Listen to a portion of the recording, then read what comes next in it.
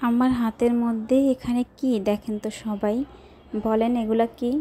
এখন অবশ্যই সবাই বলবেন এটা আবার বলার কি আছে, এগুলা তো রূপার নূপুর আর পায়ের আংটি দেখাই তো যাচ্ছে। তো সবাই তো বুঝেই গেছেন এটা রূপার নূপুর আমার হাতে। আসসালামু আলাইকুম সবাইকে, আমি আকিস কেক হাউস পেজ থেকে আজকে আপনাদের অনেক প্রয়োজনীয় একটা ভিডিও নিয়ে আমি চলে আসলাম। আমার মতো কে কে আছে যে রূপার নূপুর পায়েল এগুলো পরতে পছন্দ করে, তাদের জন্য অনেক গুরুত্বপূর্ণ আমার আজকের এই ভিডিওটা স্কিপ না করে শেষ পর্যন্ত দেখবেন। ভিডিওর শেষ পর্যন্ত না দেখলে কিছুই বুঝবেন না। আজকে আমি এই রূপার নূপুরগুলো কালো হয়ে গেছে, এগুলোকে আমি পরিষ্কার করার পদ্ধতি সম্পূর্ণ দেখাবো আজকের ভিডিওতে। এখানে আমি একটা পাত্রের মধ্যে পানি ফুটাতে দিয়েছি আর নিয়েছি ভিনেগার, সাদা ভিনেগার আর হচ্ছে খাবার সোডা। এখানে আমার মোট 4টা আইটেম লাগবে। শেষ পর্যন্ত অবশ্যই ভিডিওটা দেখবেন স্কিপ না করে। এই তো আমি পানিটা যখন বলক এসে গেছে, এর মধ্যে আমি আমার যতটুকু রূপার জিনিসপত্র আমি আজকে পরিষ্কার করব সেটা আগে দিয়ে দিলাম। তারপরে আমি ভিনেগার দিয়ে এর মধ্যে ম্যাজিক খাবার সোডা দিয়ে দিলাম। খাবার সোডা দেওয়ার পরে তো এটা পুরাই হাঁড়ি থেকে বের হয়ে যাচ্ছিল, যে একেবারে বলক চলে আসলো। তো আমি এটাকে এখন একটু নাড়াচাড়া দিব। এখনও আমার হাঁড়িতে যে পানিটা ছিল, পানিটা একদম টলটলে পরিষ্কার দেখা যাচ্ছে। একটু পরেই দেখবেন ম্যাজিক। একটু অপেক্ষা করেন সবাই, একটু বলক চলে আসুক। কিছুক্ষণ বলক আসার পরেই আমি আর একটু খাবার সোডা দিব।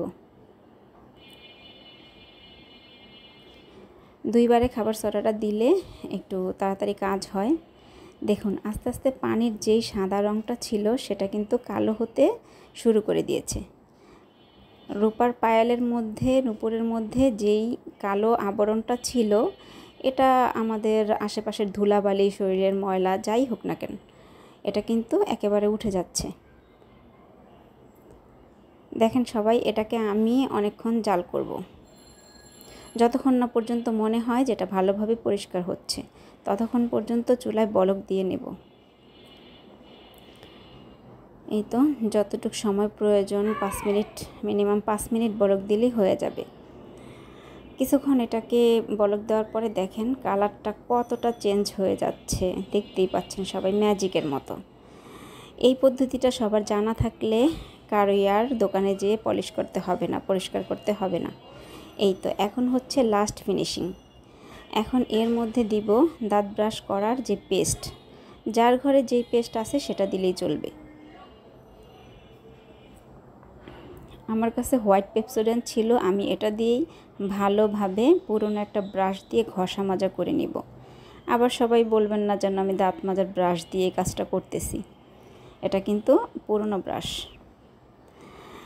আজকের এই নূপুরগুলা আমার হাজব্যান্ড আমার জন্মদিনের সময় গিফট করেছিল, কারণ আমার ছোটোবেলা থেকেই পায়েল অনেক পছন্দের, পায়েল আর পায়ের আংটি এগুলো আমি সবসময় পরি ছোটো থেকেই।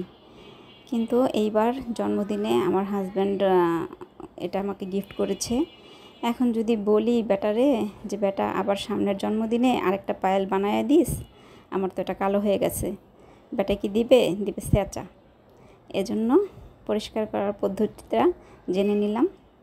দেখেন এবার কেমন হয়েছে, সুন্দর হয়েছে না? একেবারে নতুনের মতো সাদা চকচকে হয়ে গেছে। আমার এই ভিডিওটা ভালো লাগলে সবাই একটু শেয়ার করে দিবেন, আর আমার মনে হয় অনেকের উপকারে আসবে আমার আজকের এই ভিডিওটা। কমেন্টে জানাবেন কার কার উপকারে আসলো, কে কে এভাবে করেছেন।